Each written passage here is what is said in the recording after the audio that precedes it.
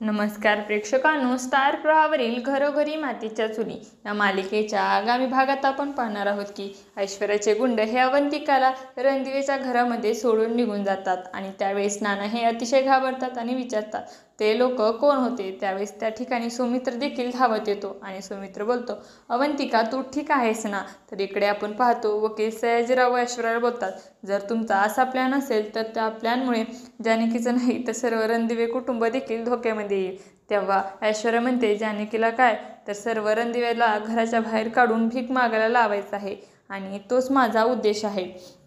तर इकडे आपण पाहतो सुमित्राला बोलते, सुमित्र पेपर तर घरामध्येच असतील कुठेतरी। तेव्हा सुमित्र तिला उत्तर देतो, अवंतिका पेपर घरामध्येच होते परंतु आता नाहीत। असे बोलून तो तिचा हात दाबतो आणि बोलतो, आता माझ्या हातामध्ये काहीच नाही। आणि त्यावेळी जानकी व ऋषिकेशला देखील सुमित्रावर संशय येतो आणि ऋषिकेश जानकीला, जानकी कोणास काय ठाऊक, मला वाटते की यावेळी सुमित्र आपल्यापासून काहीतरी लपवत आहेत। आणि तेव्हा जानकी देखील तोच विचार करू लागते।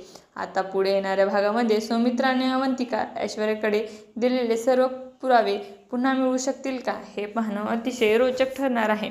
तुम्हाला जर आपला व्हिडिओ आवडला असेल तर चॅनलला लाईक, शेअर आणि सबस्क्राईब करायला विसरू नका। धन्यवाद।